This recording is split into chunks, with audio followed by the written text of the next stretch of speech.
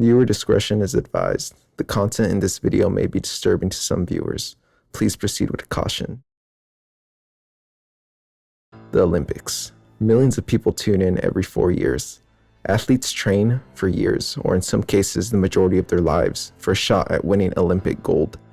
And though the Olympics bring millions of people around the world entertainment and a chance to watch the best compete at the highest level, there have been some tragic events that have taken place at or leading up to this world event. In this video, we'll be talking about a few of those. Lima, Peru, 1964. Soccer has some of the most passionate fans, but what happens when you combine that passion with opportunity for your country to be represented and compete in the Olympics? Well, the world found out on May 24th, 1964. On this day, a very critical qualifying match was held between Argentina and Peru in Lima, Peru, in front of a sold-out crowd of over 53,000 fans. As a Peruvian player recalls, though we were playing well, they took the lead. We attacked, they defended. And this continued until play came where their defender went to clear, and our player raised his foot to block, and the ball rebounded into the goal. But the referee said it was a foul, so he disallowed it. This is why the crowd began to get very upset. Within moments of this call, two fans jumped onto the field. The first man went by the name of Bomba, or bomb in English. He jumped on the field and he attempted to attack a referee before he was stopped by the police and taken off the field. The second man, named Heriberto Cuenca, attempted to make his way onto the field, but was brutally assaulted by police officers. I guess you could say that the crowd in attendance was not happy to see one of their fellow fans being beaten. And this was the moment all hell broke loose. Fans started to throw stuff onto the pitch in an attempt to retaliate and hit police.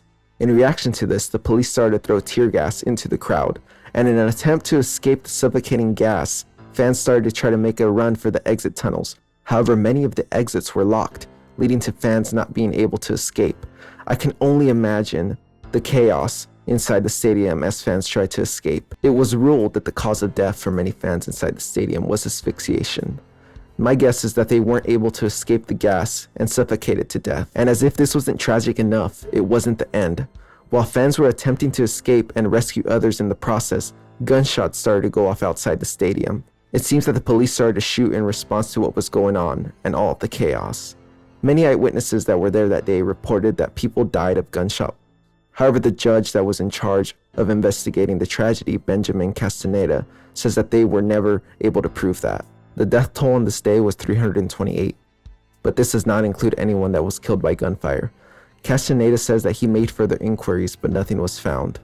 He had news that some people had died after being shot, and lamentably, I could not discover their identities as everything had been hidden from me. He also reported that the death toll reported by the government did not reflect the true number of victims, since there were well-founded suspicions of secret removals of those killed by bullets. He also later accused the government of orchestrating the whole thing. He believed that the two men who initially ran onto the pitch was all part of the government plan to incite violence and show what would happen if civilians challenged the authorities. Whether this is true or not, well, I guess you can be the judge.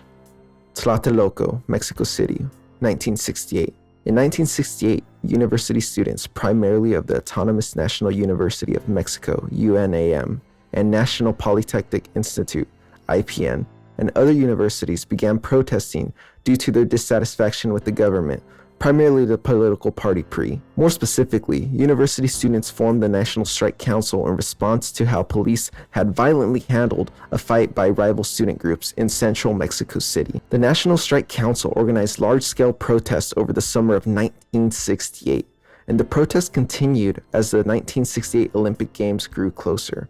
It is said that on October 2nd, 1968, a group of student protesters marched into the Plaza de las Tres Culturas to peacefully protest. Many civilians, residents, and even children were at the plaza to hear the speeches. As the evening turned to night, military presence increased as well. One of the things that the students were chanting was, "No queremos Olimpiadas, queremos revolución." We don't want Olympics, we want revolution. At around 6:15 p.m., it is reported that 5,000 soldiers, 200 tankettes, and military trucks surrounded the plaza. The massacre began shortly after. According to the Mexican government, it is said that gunfire from surrounding buildings is what prompted the military attack.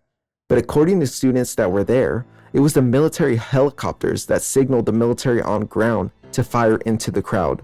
Shortly after the firing started, members of the Olympic Brigade, which was a secret government group made to maintain the Olympic security, stormed the plaza and arrested leaders of the National Strike Council. It was reported that 20 to 28 people had been killed, with hundreds wounded, including bystanders, and hundreds arrested. An investigation that took place in 2001 revealed that snipers on the surrounding buildings were members of the Presidential Guard, and that they were instructed to fire at the soldiers to provoke the attack. Additionally, classified documents released in 2001 revealed clear evidence that proves that the Olympic Brigade provoked the attack. Munich, Germany, 1972. On September 5th, 1972, at 4:30 a.m., 8 Palestinian militants with the organization Black September made their way into the Olympic Village in Munich. They did so disguised as athletes and used stolen keys to make their way into the apartments of the Israeli Olympic team. As they attempted to make their way into apartment 1, the militants were met by Yosef and Mosh, 2 members of the Israeli wrestling team. Mosh was shot and forced to lead them to the rooms of the remaining Israeli Olympic team. The terrorists proceeded to gather more hostages from apartment 3 and led them back to apartment 1. Once they were in apartment 1, members of the Israeli Olympic team fought back, which led to 2 Israelis being killed in the process. So with 9 hostages, what were the demands? Well, the demands were to release 200 Palestinians that were being held prisoner at Israeli prisons. Additionally, they called for the release of 2 members of the Red Army faction from prisons in Germany.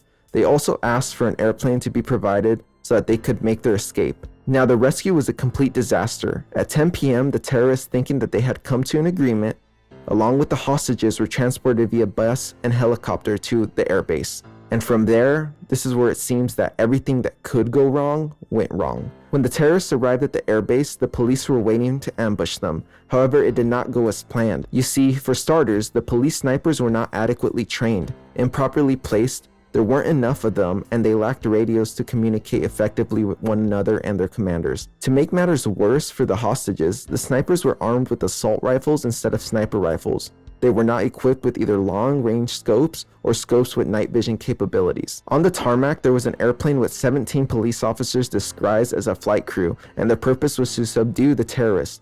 However, the police officers chose to abandon their post. To make matters worse, the armored vehicles that they had to help them with their rescue attempt were dispatched too late and ended up being stuck in traffic. When the helicopters carrying the terrorists and the hostages got to the airbase, they sent 2 of the terrorists to the plane. That is where they discovered that it was an ambush. From there, gunfire broke out and all hell broke loose. All in all, 11 Israelis, 1 police officer, and 5 terrorists were killed. Additionally, 3 members of Black September were captured. Oh yeah, and I forgot to mention, the Olympic Games continued all while this was happening. It wasn't until after the chaos ended that they decided to suspend the games for 24 hours in tribute to those that were killed. But, I guess the show must go on, right? Well, that's going to do it for the video. If you enjoyed the video, please consider liking and subscribing for more similar videos.